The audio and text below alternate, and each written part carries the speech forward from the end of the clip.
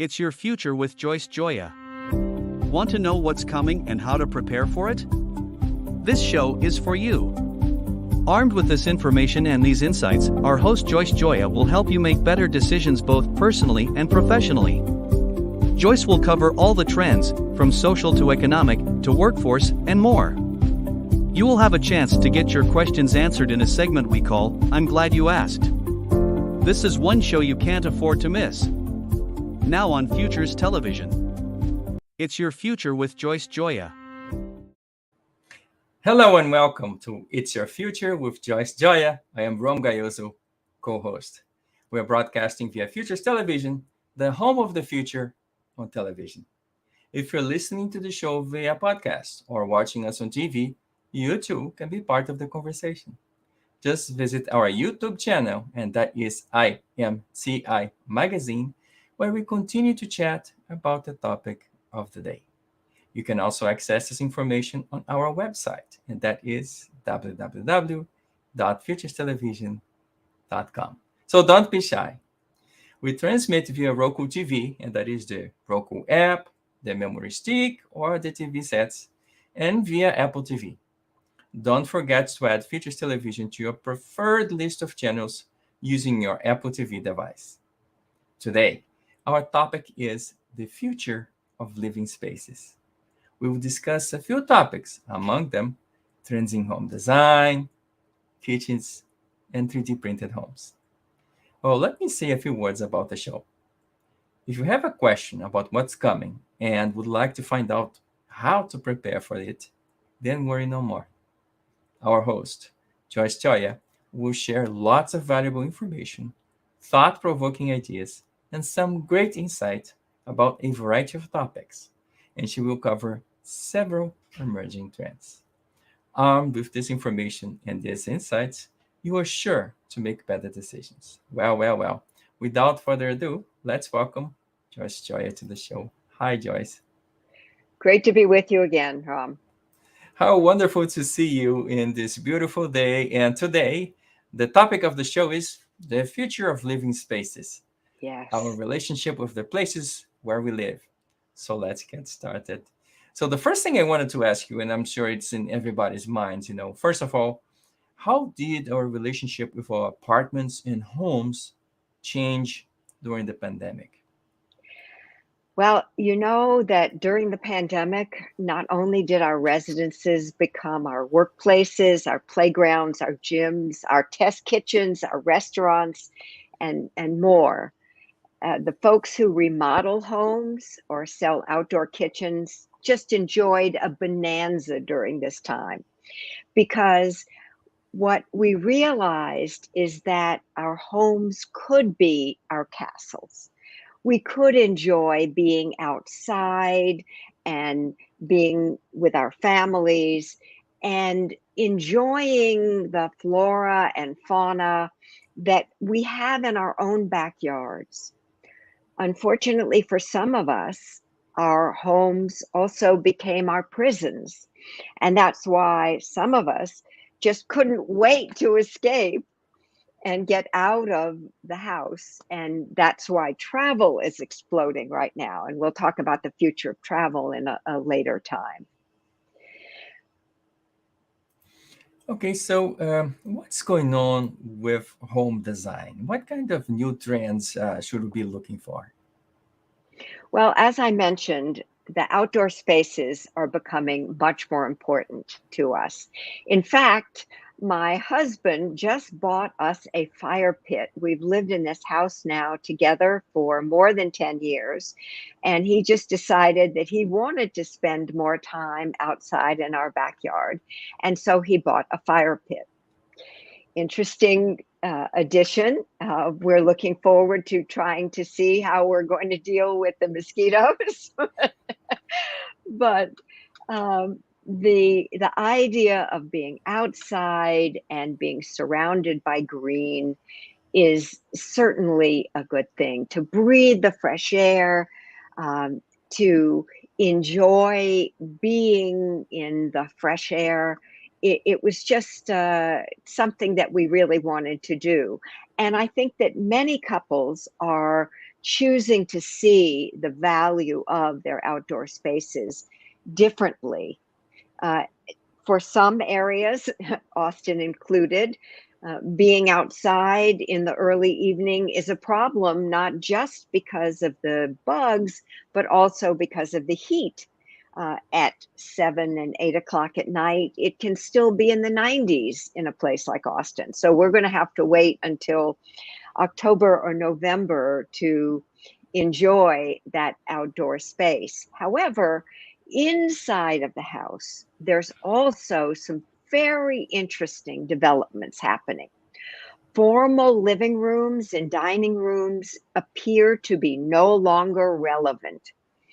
Rather, great rooms are coming into their own. Now, a great room, for those of you who don't know, is the combination of a family room and a kitchen. It features open architecture, and it gives you more of a sense of open space, and it makes people feel like they're not as kind of hemmed into a smaller space like in a dining room or in a living room, that it's a bigger space. And I remember in my home in Greensboro, that great room was just huge. I mean, we're talking 60-meter hall and living room, dining room, kitchen. I mean, it was as big as some houses. At the same time, we're also seeing a different kind of a trend in kitchens, because we're seeing urban kitchens shrinking by 13% since 1977, actually. And the reason that these urban kitchens in particular are shrinking, and even in suburbs, we're seeing smaller kitchens, is that more people are choosing the convenience of buying pre-made food. Now, hopefully that's not processed food, but they're buying food that's already been made so that all they have to do is cool it off or warm it up, and they have a wonderful dinner. A friend of mine and I were just talking today, and he lives in an apartment house in Denver, Colorado. And in that apartment house, he said that he never smells kitchen cooking smells in the hallways, but he often sees bags of food that have just been delivered to different apartments, the outside door of the apartments. And we're seeing that more people are taking advantage of ordering in. That's why Uber Eats and DoorDash and other services like that have been thriving during this time. So one thing I wanted to share. So you complaining about your 90 degrees. I'm in Phoenix, so at night it's 100 degrees here. So there's no escaping the triple digit thing. But our consumption during really, I've been looking at a pizza oven. So it's outdoor space. Now I'm kind of bothered by your explanation of the trend, because I cook. I love cooking. I make my own bread. And I have those, I don't want to make free advertising. I have those huge mixers, you know what I'm talking about, and they take a whole lot of counter space. And now the kitchens are shrinking.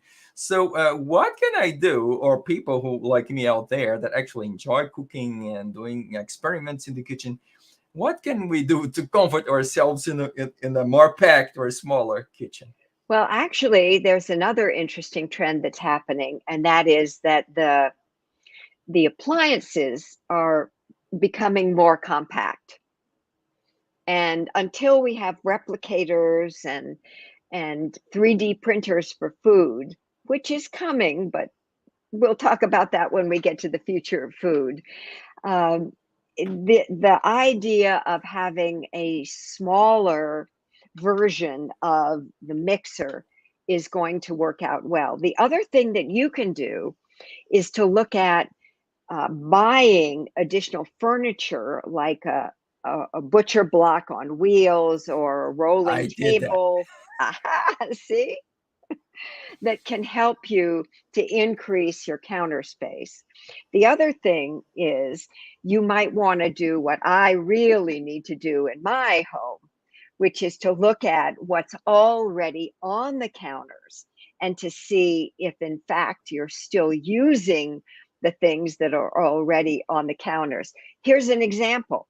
We have a 2-slice toaster on one of our counters, and we also have a device that makes fizzy water.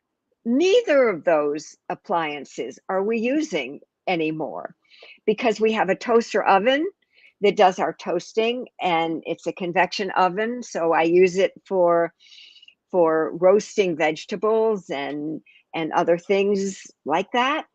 And as far as the fizzy water is concerned, I've converted to drinking only alkaline water, and I have a pitcher which I purchased from Amazon for less than $200, where I put in my filtered water and out comes this amazingly delicious alkaline water. It's so much better than regular water. You have to experience it to understand. So one thing that I'm curious, and I'm kind of gonna age myself on this one, but if I remember, and I remember correctly, I'm thinking about my grandma. And my grandma, I look at the cakes I do today, and I think they're like a saucer type of cake. I remember her cakes, and they were much bigger. And I met my great grandparents, and their cakes, the recipes were like 16 eggs and things like this, things unimaginable in today's world. But the kitchens were huge. So how is it that the different generations actually feel about the kitchens, or how we interact? Is it still clear? I mean, even in the millennials going forward, how do the different generations perceive the kitchen? Well, it's really interesting because it's it's all about two things, actually three things. It's about culture, like the Italian culture, the Jewish culture, Armenian culture for you. I don't know. I don't remember exactly, or where you're from. Greek culture. Uh, they placed a very high value on food. So the older generations in those cultures, you definitely see that their kitchens are very important to them. And when they're building houses, if they're able to build houses later in life, they're making big kitchens. But there are two other factors. One is psychographic, and that is what we value. Psychographics is all about values and attitudes. And we make decisions about where we choose to live, the houses that we choose to have, based on what we value and the attitudes that we have, for example, toward food. Then we also have socioeconomic factors that come into play. And socioeconomic factors say, in some cases, we can't afford to make elaborate meals. We're going to make meals that are the least expensive, or buy them that are the least expensive. And sadly, you can buy fast food more economically than you can make good food if you're buying fresh fruits and vegetables. And so, sadly, many people choose to eat fast food because it's cheaper and it's certainly more convenient. But I think we lose the experience factor. So I will tell you a traumatizing story I have. So Okay, I please inherited do. my great grandmother's recipe book, and my mother said, "So what are you doing?" Says, "I'm preparing this special, And so my inheritance is Brazil in Portugal. I'm preparing this Brazilian. Okay. codfish. Yes. So I'm preparing this codfish with this and grains and blah, blah, blah. And she said, how wonderful. Tell me how it went. So I got the garbanzo beans and I soaked them overnight, and then I boiled them and I cooked them. And unfortunately, you have to remove the peels of the garbanzo beans while they're hot, or else the skins won't come out. And you cannot leave one single skin in there, or else the plate will turn bitter. So I burned all my fingers, and I cooked it, and then I served and everything else. And then my mom called me, how was it? And I said, oh, Mom, she loved it. It was a beautiful experience, blah, blah, blah. But I ain't never doing it again. And then she said, what on earth are you doing? You just said she loved it. It was a beautiful experience. Yes, but look, all my fingers burned and blah. And then she said, son, what did you do? And then I tell her this entire story. She patiently listened to me, let me talk. When I was finished, she said, son, I said, yes, mother.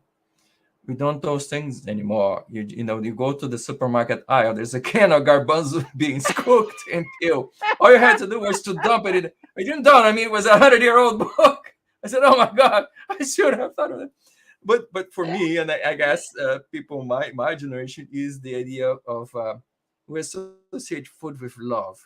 We give from us. I mean, I make bread, and she says, I want this. So I think it's the idea of building relationship and also community. I mean, we can go back to the church cookbooks and things like this, but those people also had a huge. I mean, I remember the Florida kitchens; they were like huge kitchens too. So I think this is.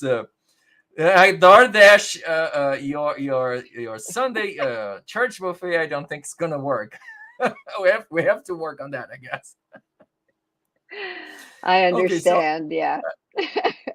I We're I going to want have to a change great subject. conversation when we get to the future of food. I know we are. Oh, we will. But before we get there, so Yes. you're also the author of the Herman Trend Alert, and you recently, in one of the recent ones, you wrote about 3D printed homes in Austin. Is this something you see in our future? Are all of our homes gonna be 3D printed? Yeah. Oh, gosh. I fell in love with what they call House Zero. There's a company in Austin called Icon Build, and you can find on their website, iconbuild.com, a great video about House Zero. I want House Zero. It's beautiful.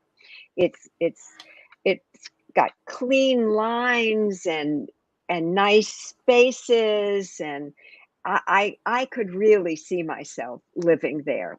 But the great thing about it is that it costs 30% less to build, and that because they're using building materials that are more sustainable and resilient, they will last longer.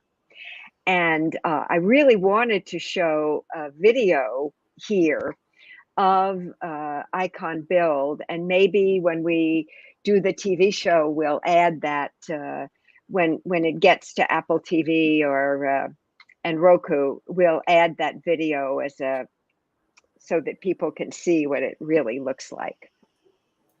Wonderful. But how does it work? Is it like a huge 3D printer that goes around printing blocks, or how does it work? It's huge. It is Oh, okay. huge. It's like the size of a room, if you can imagine that. In fact, it's bigger than my office. And you can see a picture of it on the Icon Build website. And the way that it works is that this 3D printer extrudes concrete that turns into a wall. And the cool thing is that the walls can be curved without costing one more penny. And architects just love that idea because it gives them a lot more opportunity to be creative. The technology uses a proprietary, what's called cementitious material Okay. called lavacrete. It's more durable than traditional construction materials. And as I mentioned, it's 30% less expensive. I Wow. urge people to take a look at the iconbuild.com website. And to be precise about it, Icon Build 3D printed the entire first floor of the residence. However, the upper floors, they used more conventional construction. So I thought about, what you just said. So in terms of making the curvilinear shapes, I think I know who's gonna like that is the people who love feng shui, because in feng shui you don't want the sharp edges or the sharp corners, right? You want Right. the smooth, rounding shaped formats, but that's awfully expensive when you talk about, a steel bar. How are you gonna bend the steel bar? It's not gonna work very well. So in this way, you can make something more feng shui friendly, I guess. For sure, for sure. And there's a whole development of these homes, Rom. Oh, really? In Tell me a little bit about more, because I would like to learn more. So you a whole development, not just a house or a floor, but entire Correct. neighborhood. An Oh wow! entire neighborhood in East Austin was Oh, built. The houses are 2 and 4 bedrooms, starting at $450,000. At least that was what they were charging before inflation hit.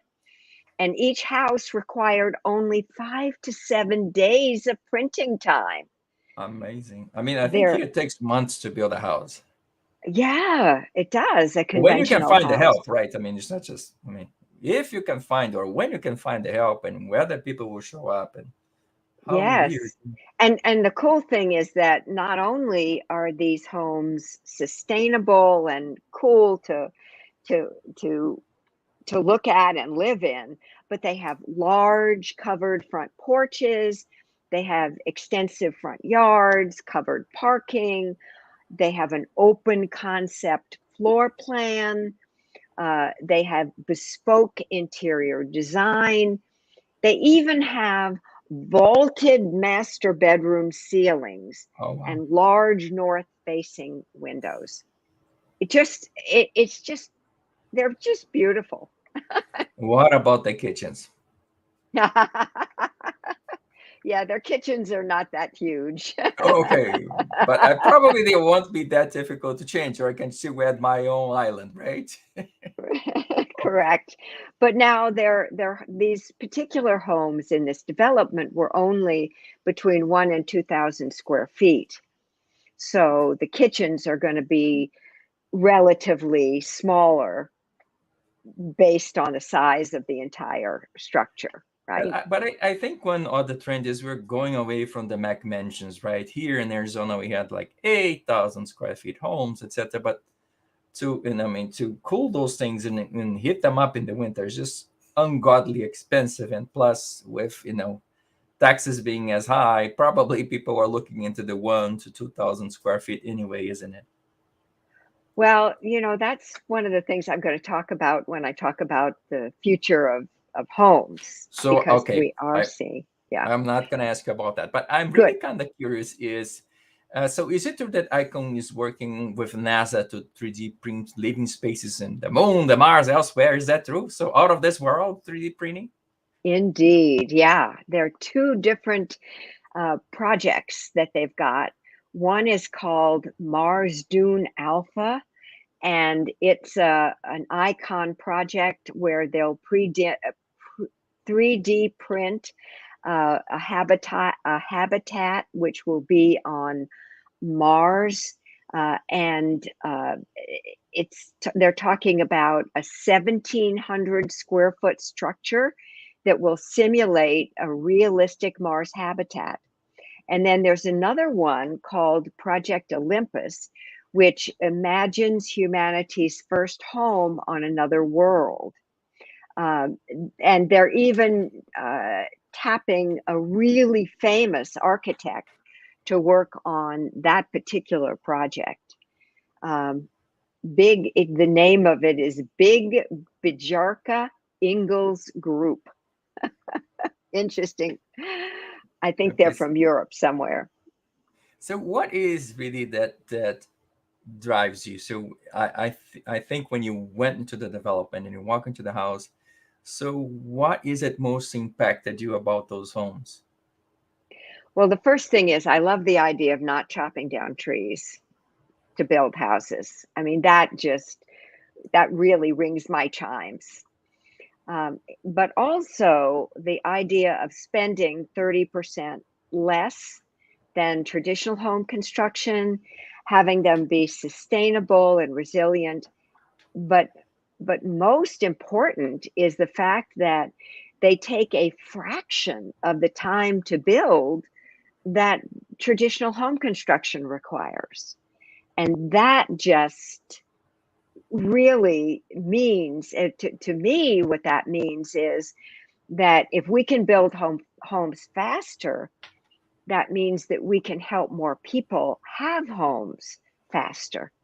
And there is even a project in Austin for the homeless where they're building what we call tiny homes, which are homes that are under 1,000 square feet, like 500 to 600 square feet, where the homeless can live and thrive.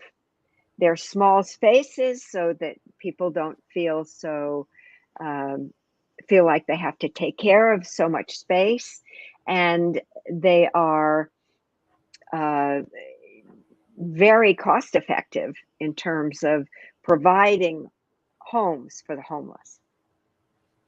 Well, this is amazing, and I think about like New York or San Francisco, those places where the homelessness is a problem, but space is also at a premium. So if you can find instead of a 2,000 square feet apartment, a 600 square feet apartment that is livable, I think that would be a wonderful kind of solution. Yeah, in some cities, they're also using converted uh, containers, like cargo containers, to create homes for the homeless and for ordinary people. That's interesting too. So Yeah. I wanted to change, topics a little bit. So I want to talk about resilience. So you also researched, how homes may be made more resilient, right? And you mentioned, I guess, the idea of the home as a prison, but the home as a fortress. Is that resilience really necessary? What do you think, or why? Well, actually, I see that climate change is blowing down houses, and our unfortunately, because we are giving Mother Nature more and more building blocks for these very severe storms, and we need homes that are resilient, homes that can withstand not only wind and rain, but floods as well.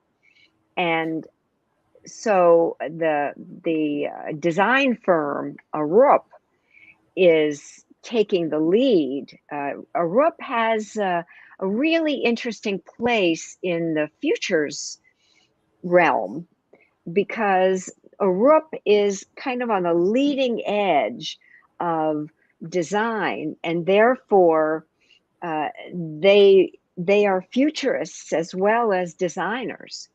And what they're doing is providing guidelines to help enhance the way buildings are being constructed so that they can withstand the threats of climate change.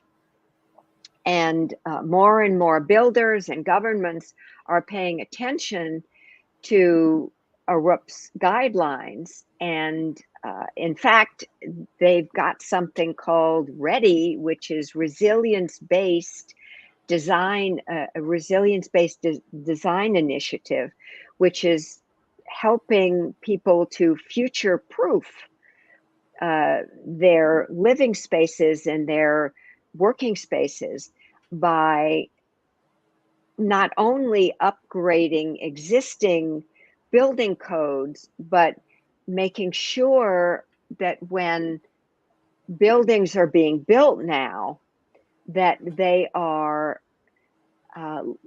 consider all of the different threats, not only wind and rain, but seismic activity and flood risk.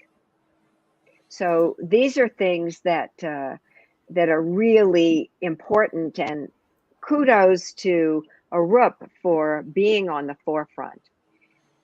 How wonderful. I think you wrote about this, but could you please explain, what are the three areas of guidelines that Arup developed? Sure. The first one is building resilience. And what that means is that the building has its own generator, so that God forbid if the electricity goes out, that you'll still be able to heat or cool the space. You'll still have a refrigerator if it's a home. If it's a hospital, the hospital will continue to function.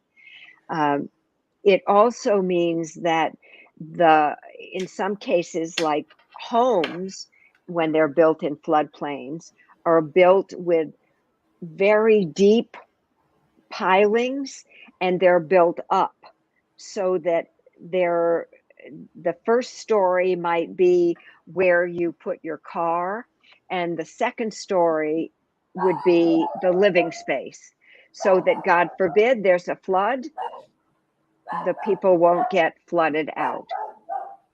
Then the second kind of guidelines are site resilience. And this one was a real eye opener for me, because I never thought about who's next door when I was building a home, and whether my next door neighbor had shingles on the roof that might blow off and end up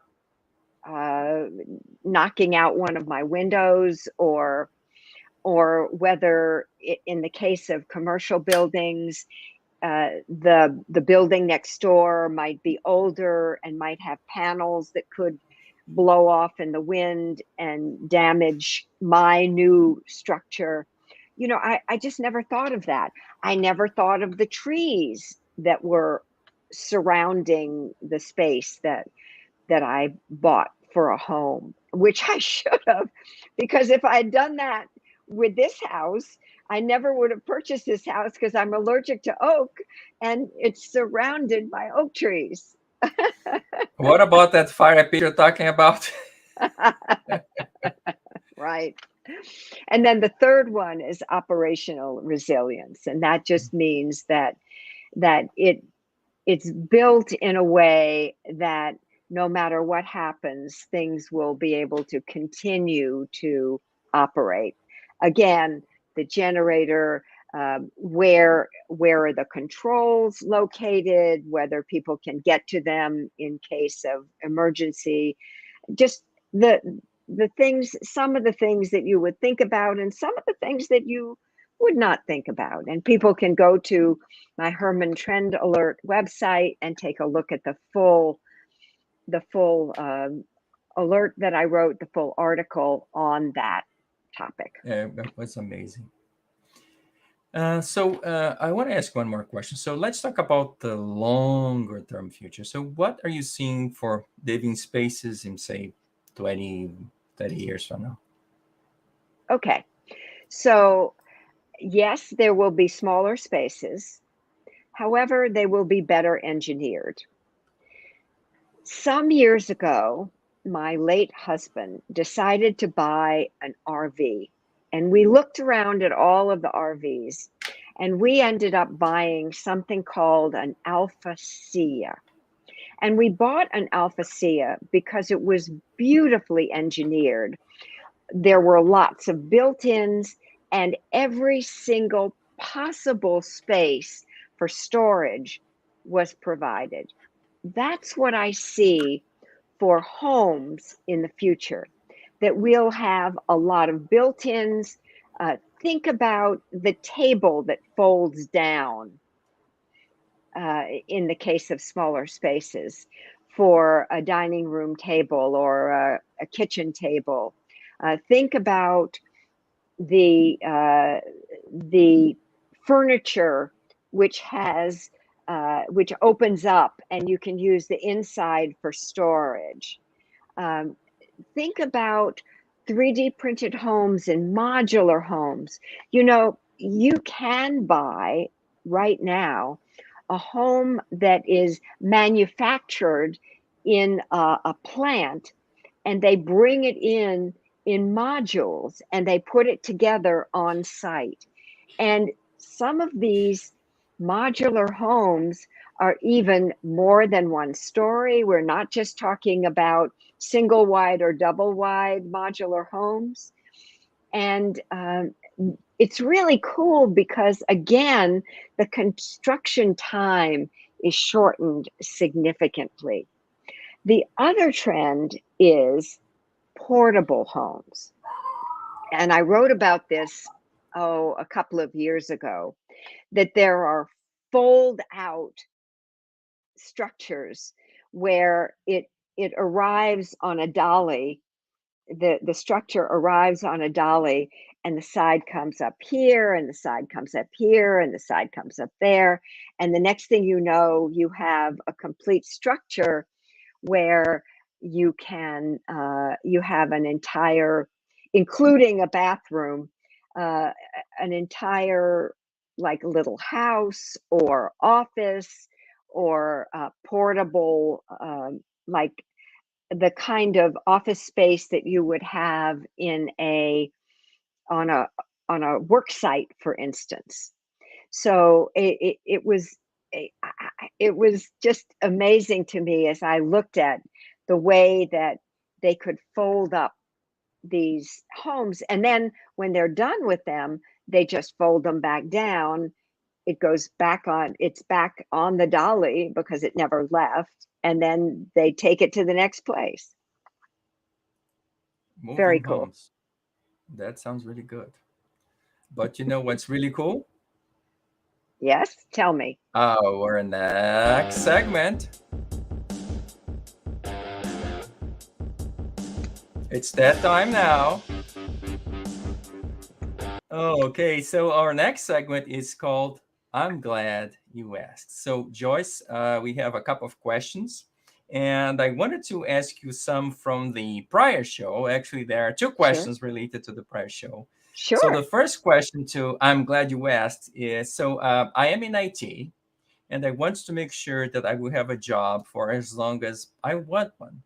So, what career suggestions do you have for me, IT professional? Cybersecurity is the answer. Cybersecurity is going to be a very popular area for years to come because there are threats that are just increasing. And if you have a background in cybersecurity, you are pretty much guaranteed a job in the next 10, 20, 25 at least years. Yeah, I guess we are all worried about what's going on in cyberspace and the metaverse and what else virtual we can think about. So the next question is, so we are a medium-sized company and we're struggling to recruit and keep the people we need. So what do I need to do to ensure our success in the future? So hiring. Yeah, it's a very difficult time to be a medium-sized company right now. So, what you want to do is you want to make sure, first of all, that you can keep the people that you already have. And the way to make sure of that is to conduct stay interviews. And you want to sit down with not you if you're the CEO of the company, but somebody needs to sit down with each and every employee and talk to them about what what they're happy about, what they're unhappy about, what they don't like about their job, and see if there's a way for you to get rid of the things that they're not satisfied about. Maybe give them to somebody else who might want to do that kind of work. Uh, you also want to look at the benefits that you're offering. And I'm not suggesting that you necessarily look at some super expensive benefit packages, but look at the small things that you can give people. Some extra time off, perhaps, in a time when they want to, for instance, go to uh, like if they have kids to go to the teacher conferences or kids games or the pageants at the end of the year that schools often have. So make sure that you're family friendly in that way. Now, for couples who don't have kids, you want to offer them something different as well. You want to make sure that they get enough time off to do whatever it is that they want to do. And you want to offer personal time off. Maybe at holiday time, give people an extra 2 hours to go Christmas shopping. I'll never forget the idea that came from one of my clients that was a nonprofit, and I had suggested to her that because she didn't have money to give to folks who had done a particularly good job. So I suggested to her that she give certificates that were good for time off. And those certificates were highly valued by people. And they were good for coming in 2 hours late on a Monday, or leaving 2 hours early on a Friday, or taking time off at some particular time that they wanted. And they were highly prized, and people worked very hard to get those certificates as they moved into the future. The other thing that you want to do is to make sure that you are offering a competitive wage. You want to make sure that you are not your total rewards package is not significantly less than what your competition is offering. And that can get tricky because depending on what business you're in, your competition could be in a totally other business, and you just have to keep your eye on that. It's also important to understand that there are some benefits that are even more highly valued than money. And that was something that we were able to do when we had a small business in Greensboro, North Carolina. We offered all kinds of additional benefits. We gave out AAA memberships. We gave out sports tickets and symphony tickets and theater tickets and entertainment books, and paid for everybody's we paid for everybody's medical benefits, and we were able to pay about 10 to 15% less than what other people were paying who were not offering those benefits. I'm pretty sure that's good advice, and that's probably gonna work. We're getting some people to feel more comfortable, or getting them out, or something like that. It's also good. Now I have hello Facebook. Thank you so much for your questions. I'm glad you asked. Now those are related to today's episode. So, and of course the real estate market's still hot. Maybe not as boiling hot as it was, but it's still hot. So the question is, what is the advice you give related to getting the most of money for my home resale? Follow the advice that I talked about earlier in this broadcast when I talked about what are the trends. If you have a house that has a formal dining room and living room, turn it into an office. Yes, I know it sounds so strange not to have a formal dining room or living room. Presuming that you do have some other space that people can relax, and I'm guessing most homes do have family rooms, but get rid of that formal dining room and living room. Move your formal dining room table into storage, move those china cabinets into storage, and turn that space into a different kind of use space. Your home will sell more quickly. The other thing that you want to do is stage your house. You don't want your house to be cluttered. You want clean lines, not too much stuff on the walls. You'll note that the room behind me has nothing on the walls, basically, behind me. And that is because people value the open spaces, and the less that you have on your walls, the more it feels open and clean. And if you doubt that you're good at staging the house yourself, there are companies that you can hire who can help you stage the house. Wonderful. Now I have a different kind of question, but I really love it. Okay, let's see what you think about this one. So I love my kitchen. So do I. The idea of shrinking kitchens scares me. Well, it scares me too. So what advice can you give me to feel better about that trend? So again, we are going back to the shrinking or disappearing kitchen. Right. Well, look at what's on your countertops and make sure that you're using everything that's there. If you're not, get rid of them, sell them, put them away. If you may want to use them in the future, definitely put them away. Look at what's in your cabinets. I know that we have many cabinets that are full of things that we haven't even looked at in years. Clean out your cabinets. I know that the local Goodwill or the local Salvation Army will be thrilled to have your discards, and you will get a tax deduction for it.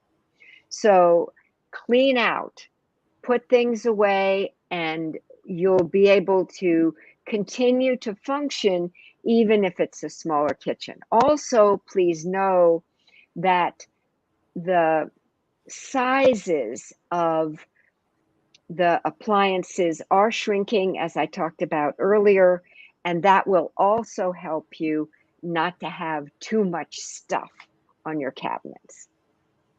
I hope that helps. Wow, it helps me too. The deal I made with my wife, or the one she imposed on me, I should explain better, because I do have those the mixer from God knows when. I think they were still around, like it's old stuff. She said, if you haven't touched or used it in a year, it's gone, baby. So okay, yeah, we went to our local Goodwill a couple of times. It was kind of painful, but I realized other people will, have better use of the things we actually don't. So I wasn't feeling that bad about it after a while. I like that a lot.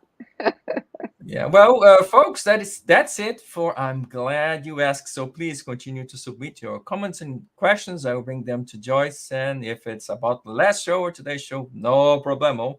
Next episode, we're gonna talk about it and answer your questions. So it seems we discussed a lot of important trends in our living spaces, as well as some good strategies and some coping ones for me, particularly about those kitchens. So Joyce, this has been such a great conversation. Thank you so very much. Thank you. Ram, I just have to mention that it looks like the space behind me is a great room. It indeed looks. I just don't see the scratches of people locked in the room saying, "I want to get out." It looks like a Right. great room. Yes. Yeah, it does. Anyway, it Okay. was great to be with you again, and look forward to next time. Absolutely. And to you folks, thank you so much for joining us today. We hope you learned something new about the future of living spaces. So please share your comments and thoughts and questions with us. So let's say a few words about the upcoming shows. So, of course, today was the feature of living spaces. And the next episode, the future of hospitality, we will discuss how hoteliers have emerged from COVID and workforce shortages, go over some implications for travelers and hoteliers, and hear Joyce's forecast for travel lodging. On the following episode, the future of supply chain, we will discuss why are my supermarket shelves still empty. I have a real big problem with that one. So go over some implications for consumers and producers, and hear Joyce's perspectives on the future of supply chain. Okay, so again, folks, thank you so very much for your being here with Joyce and I. Remember, if you're watching this show on Futures Television as a podcast or as a recorded event in one of the social media platforms, you too can be part of the conversation. Watch for the links on this video so you can continue the conversation on our YouTube channel. And I hope to see you again on another episode of It's Your Future with Joyce Gioia. I will leave you with our institutional message. Thank you. It's your future with Joyce Gioia. Want to know what's coming and how to prepare for it? This show is for you. Armed with this information and these insights, our host Joyce Gioia will help you make better decisions both personally and professionally. Joyce will cover all the trends, from social to economic, to workforce, and more. You will have a chance to get your questions answered in a segment we call, I'm Glad You Asked. This is one show you can't afford to miss. Now on Futures Television. It's your future with Joyce Gioia.